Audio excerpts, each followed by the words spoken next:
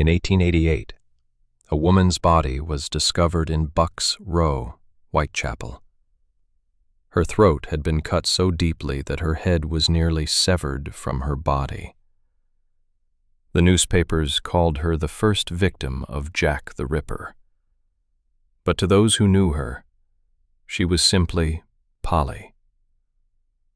This is the story of Mary Ann Nichols, a woman whose life was defined not by her violent death, but by the desperate decades that led her to that dark London street. But first, if you enjoy these journeys into the past, please don't forget to subscribe and turn on notifications to support the channel. It really helps us bring more of these hidden histories to light. Our story begins not in the slums of Whitechapel, but in the relative respectability of Dean Street off Fetter Lane, in the heart of London. Here, on the 26th of August, 1845, Mary Ann Walker was born. Her father, Edward Walker, was a locksmith, a skilled tradesman who represented the respectable working class of Victorian London. Her mother, Caroline, had come from a family of blacksmiths, and the marriage united two families rooted in the honest labor of metalwork and craft. The Walker household was not wealthy, but it was stable. Edward's trade provided a modest but reliable income, and the family lived in a world far removed from the desperate poverty that would later consume his daughter. Mary Ann grew up with 4 siblings: Edward, Frederick, Eliza, and Caroline. They were a close family, bound by the rhythms of working-class life in the city. In the 1861 census, we find the Walker family still together. Edward is listed as 46 years old, still working as a locksmith. Caroline is 43. Young Mary Ann, now 15, is recorded at home with her siblings. This is a snapshot of a family still intact, still respectable, still holding their place in the vast machinery of London society. But Mary Ann's life was about to take its first significant turn. Just 2 years later, in 1863, when she was barely 18 years old, we find a marriage record. On the 16th of January at St. Bride's Church on Fleet Street, Mary Ann Walker married William Nichols. He was 24, 5 years her senior, and worked as a printer's machinist, a respectable trade in an age when print was king. The young couple started their life together with what must have seemed like reasonable prospects. William had steady employment with Messrs. Perkins, Bacon and Company, printers of considerable reputation. They set up home in Bouverie Street, just off Fleet Street, in the heart of London's printing district. It was a good beginning, or so it seemed. Children came quickly, as they always did. Within a year, Mary Ann gave birth to their first son, Edward John. Then came Percy George, followed by Alice Esther, then Eliza Sarah, and finally Henry Alfred. 5 children in rapid succession, 5 mouths to feed, 5 bodies to clothe and shelter on a printer's wages. The 1871 census captures them at Peabody Buildings in Stamford Street, Lambeth. William is listed as a printer's machinist, and beside him is Mary Ann, now 25 years old. Their children cluster around them. Edward is 7, Percy is 6, and Alice is just 2. The family occupies rooms in one of the new model dwellings, philanthropic housing designed to provide decent accommodation for the working poor. It suggests a family still managing, still respectable, still clinging to the lower rungs of stability. But something was already wrong. The marriage that had begun with such conventional promise was beginning to fracture. The exact cause would become a matter of bitter dispute between William and Mary Ann in the years to come, with each blaming the other for what followed. William would later claim that Mary Ann drank, that her fondness for alcohol destroyed their home. Mary Ann would insist that William was the one who drove her to despair, that he had taken up with another woman, a woman from the packing department at his work. What we know for certain is that by the late 1870s, the marriage was in serious trouble. Around 1877 or 78, after 15 years of marriage and 5 children, the couple separated. Mary Ann left the family home, taking the youngest child with her, while William kept the others. This separation marked the beginning of Mary Ann's long descent into poverty and instability. Without her husband's income and without a home of her own, she was immediately vulnerable.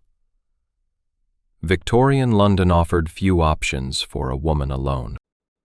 She could find work in service, in laundry, in the needle trades, but such work barely covered the cost of lodgings, and left nothing for illness, for age, for any misfortune.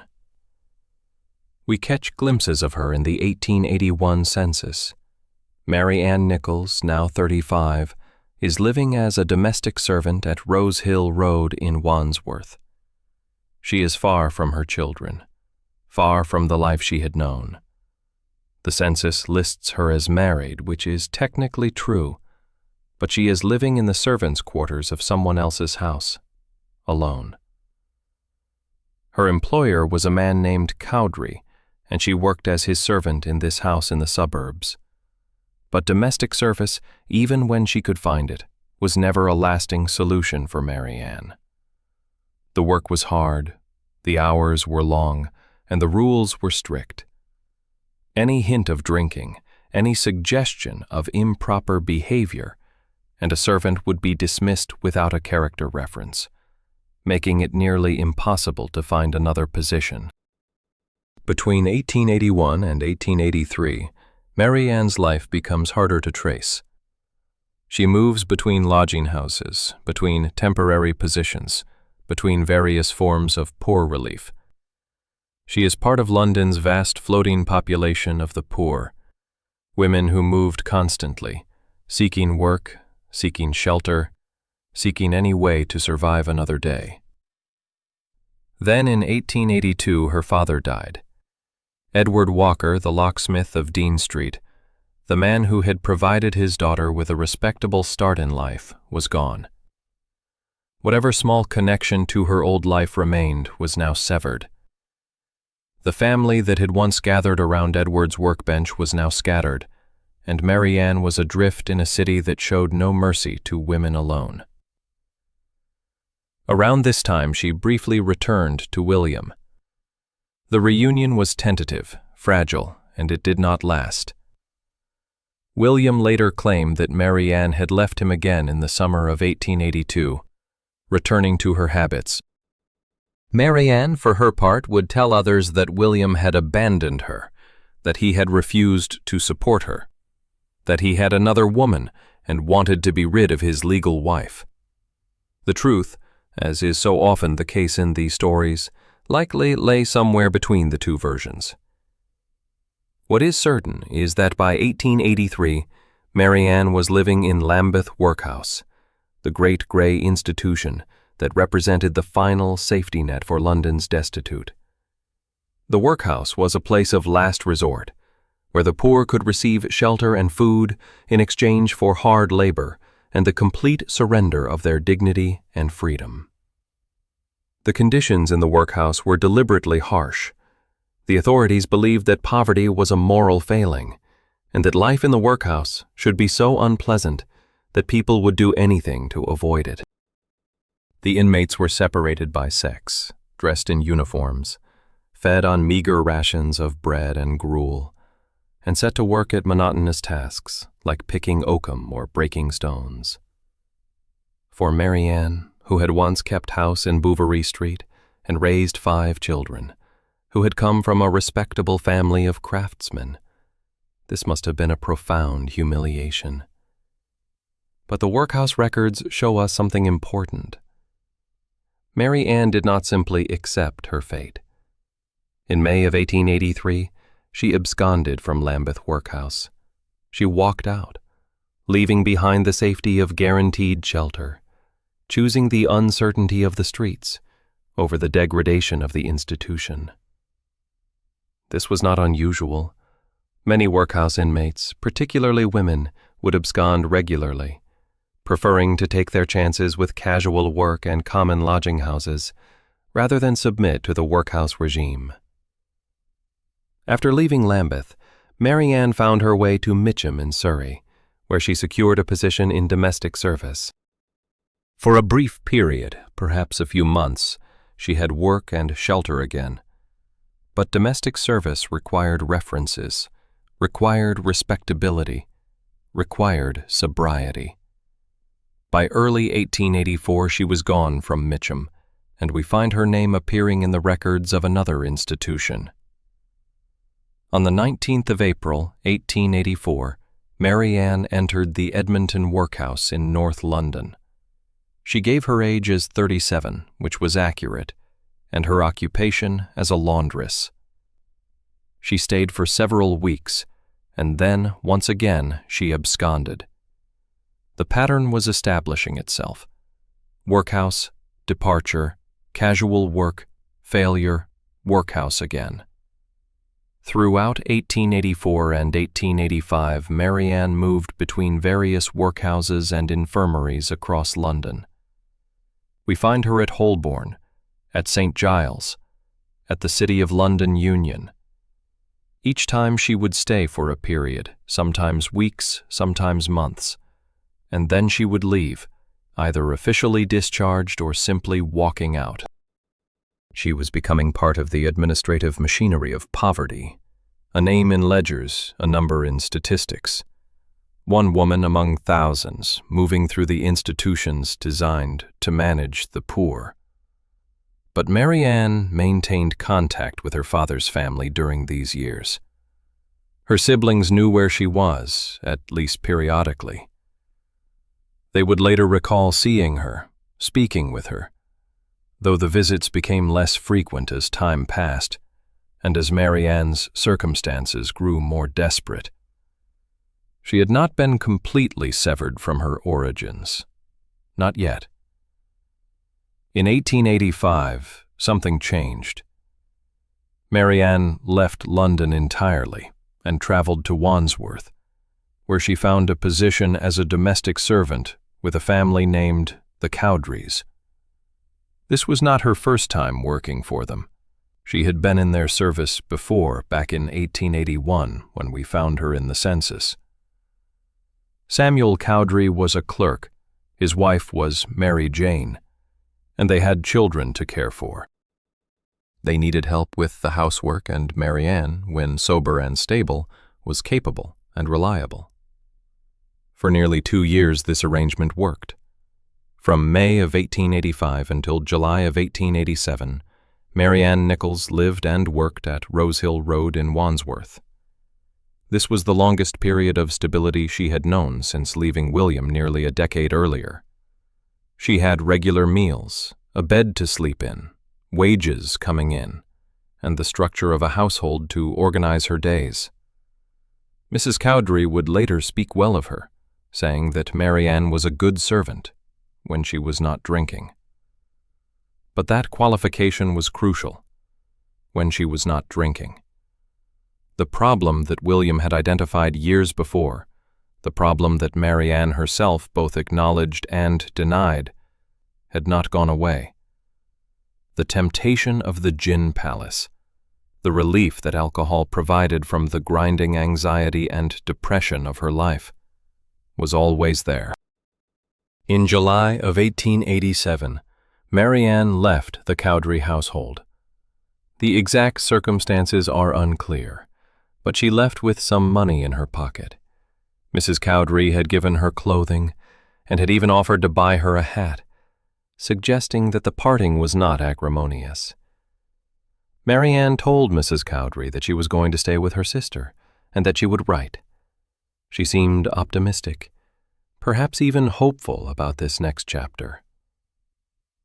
But Mary Ann never reached her sister's house, or if she did not stay. Within weeks the money was gone, the new clothes were pawned, and she was back in the familiar cycle of lodging houses and casual work. By October of 1887, she was living in Lambeth again, this time at a lodging house at 18 Thrall Street, Spitalfields. She was now in the heart of the East End, in Whitechapel, in the maze of narrow streets and overcrowded tenements that housed London's poorest. The East End in 1887 was a world unto itself. It was a place of unimaginable overcrowding, where families of 6 or 8 lived in single rooms, where every available space was filled with human bodies seeking shelter. The streets were narrow and dark, lit dimly by gas lamps that barely penetrated the fog and smoke. The air smelled of sewage, of rotting vegetables, of the tan yards and slaughterhouses that provided employment for thousands. The noise was constant. The cries of street sellers, the rumble of carts, the shouts of arguments, the wails of children. Whitechapel was also a place of desperate poverty, but also of survival. Women worked as charwomen, as laundresses, as seamstresses in the sweated trades. They sold flowers, matches, anything that might earn a few pennies. And when legal work failed, there were always other options. The streets of Whitechapel were filled with women who sold themselves for the price of a bed for the night, women who stood in doorways and alleyways offering their bodies for 4p or 6p, just enough to pay for a doss in a common lodging house. Mary Ann found work where she could. She took casual jobs as a domestic servant, as a laundress, as a charwoman. She worked in the workhouses when she had to, and she stayed in the lodging houses when she could afford it. The common lodging houses of Whitechapel were grim establishments, but they were better than sleeping rough. For 4p you could rent a bed in a dormitory room shared with dozens of others. For 8p you could have a double bed in a smaller room. The lodging houses were regulated by law, inspected by the police, and provided at least a minimal level of sanitation and safety. They were also places where the poorest of the poor gathered, where information was exchanged, where alliances were formed and broken. By the spring of 1888, Mary Ann had found relatively stable accommodation at 56 Flower and Dean Street, one of the most notorious lodging houses in Whitechapel. The deputy keeper was a man who knew her well, who would later recall that she was generally quiet, not given to causing trouble, though she drank when she had money. She shared a room with 4 other women in similar circumstances, women who knew the rhythms of casual poverty. But Mary Ann had not given up on finding better work. She still sought domestic service, still tried to present herself as a respectable woman who had simply fallen on hard times. In April of 1888, she wrote to her father's family. Her brother, or perhaps another relative, responded by sending her clothing. This was a significant gesture in an age when clothing was expensive and valuable. It suggests that her family had not completely abandoned her, that they still hoped she might recover. But by midsummer of 1888, Mary Ann had moved again. She was now staying at 18 Thrall Street, another common lodging house. She had also acquired a nickname among the other lodgers and the street people of Whitechapel. They called her Polly. It was a common diminutive for Mary, informal and familiar, the kind of name that suggested she was known, that she was part of the community of the streets. In July, she made one final attempt at domestic service. She found a position in Wandsworth, working for a man named Ingleby at Rosehill Road. This was the same street where the Cowdreys had employed her. For a brief moment it seemed that Mary Ann might have found her way back to stability. but she lasted barely a week. On the 12th of July, Mary Ann absconded from the Ingleby household, taking with her clothing valued at £3 10s. This was theft, and it marked a significant crossing of a line. She returned to Whitechapel with the stolen clothes and immediately began pawning them. The money gave her a brief period of relative comfort, but it ran out quickly, as it always did. On the 18th of August, 1888, Mary Ann encountered an acquaintance named Ellen Holland on Whitechapel Road. Ellen would later testify that Polly was very drunk and staggering against a wall. Ellen tried to persuade her to come back to the lodging house, but Mary Ann refused, saying she had earned her DOS money 3 times that day and had spent it. She promised she would go and earn the 4pence once more. This casual statement reveals the reality of her life by this point. Mary Ann was earning money on the streets, a few pence at a time, through prostitution. The world of street prostitution in Whitechapel was brutal and dangerous. Women like Mary Ann, past their youth, worn down by poverty and alcohol, occupied the lowest tier of the sex trade. They did not work in brothels or have protection. They stood in doorways, in dark alleys, waiting for men who would pay a few coins for a few minutes. The transactions were quick, furtive, and carried out in places of near total darkness. The women took terrible risks, going with men they did not know into places where no one could see them. By late August, Mary Ann was desperate. On the night of the 30th of August, she was turned away from her lodging house at 18 Thrall Street because she did not have the 4pence for a bed. The deputy keeper would later remember her standing at the door, very drunk, swaying on her feet. She was wearing a dark dress, a shabby coat, and a straw bonnet that had seen better days. She told him she would be back soon with the money, and she walked off into the night, heading east toward Buck's Row. What happened in the next few hours is known only to Mary Ann and to the man who killed her. Sometime between 3 and 3:45 in the morning on the 31st of August, 1888, Mary Ann Nichols was murdered in Buck's Row, a narrow street of warehouses and cottages on the border between Whitechapel and Bethnal Green. Her throat was cut twice, deeply, severing the windpipe. Her abdomen was mutilated with several deep cuts. She was found lying on her back on the pavement, her skirts raised, her eyes open. A carter named Charles Cross discovered her body as he walked to work in the pre-dawn darkness. He thought at first she was drunk or unconscious, but when he touched her hand, he found it was still slightly warm. Another carter, Robert Paul, came upon the scene moments later, and together they went to find a policeman. By the time police constable John Meal arrived, Mary Ann was dead, though her body had not yet grown cold. The police surgeon, Dr. Rhys Ralph Llewellyn, was called from his surgery nearby. He examined the body in the dim light of the street lamps and noted the horrific nature of the wounds.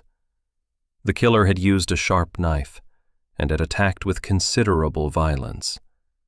The mutilations suggested something beyond ordinary murder, something that spoke of rage or madness. Mary Ann's body was taken to the mortuary, and the process of identifying her began. She had no money, no papers, no identification of any kind. What she did have was a petticoat, marked with the laundry mark of Lambeth Workhouse. This gave the police their first clue. They traced her through the workhouse records, and from there to the lodging house at Thrall Street. The deputy keeper identified her as Polly Nichols, and gradually the police pieced together the outline of her life. The inquest into her death was held on the 1st and 3rd of September at the Working Lads Institute in Whitechapel Road. The coroner was Wynne Baxter. Witness after witness came forward. Ellen Holland, who had last seen her alive and drunk. The lodging housekeeper. The carters who had found her body. The police surgeon who had examined her wounds. William Nichols also appeared at the inquest. He testified that he had last seen Mary Ann alive about 3 years earlier, and that they had been separated for 7 or 8 years. He spoke of her drinking, but he also acknowledged that he had been paying her an allowance of 5 shillings a week until he learned she was living with another man. After that, he said, he had stopped the payments. This revelation added another layer to Mary Ann's desperate circumstances. Whatever small income she might have relied upon had been cut off. The jury returned a verdict of willful murder by some person or persons unknown. There was no evidence to identify the killer, no witnesses to the actual attack, nothing but the terrible wounds on Mary Ann's body. The murder of Mary Ann Nichols marked the beginning of what became known as the Autumn of Terror. Less than 10 days later, Annie Chapman was murdered on Hanbury Street. Then came Elizabeth Stride and Catherine Eddowes, both killed on the 30th of September. Finally, Mary Jane Kelly was murdered on the 9th of November. These 5 women became forever linked as the canonical victims of Jack the Ripper, the name given by the press to the unknown killer who terrorized London and escaped justice. But Mary Ann Nichols was more than just the first victim of a famous murderer. She was a woman who had lived 43 years, who had been born into a respectable working-class family, who had married and raised 5 children, who had struggled against poverty and alcohol and the unforgiving structures of Victorian society. She was Polly to the people who knew her in her final years, the woman who shared a room at the lodging house, who stood on street corners trying to earn 4p for a bed. Mary Ann was buried on the 6th of September 1888 in the City of London Cemetery in Ilford. Her grave was unmarked, a pauper's burial paid for by the parish. No stone marked where she lay. For over a century she rested in an anonymous grave, remembered only as a victim, as a name in the newspapers. We began with a locksmith's daughter in Dean Street, a girl with prospects, with family, with a future. We found a young wife and mother living in respectable working districts. And we watched as, year by year, through separation, poverty, alcohol, and institutional neglect, that life collapsed into the desperate final months in Whitechapel's streets. The system that was supposed to protect women like Mary Ann failed her completely. And in the end, she died alone in a dark street. One more casualty of Victorian London's brutal indifference to its poor.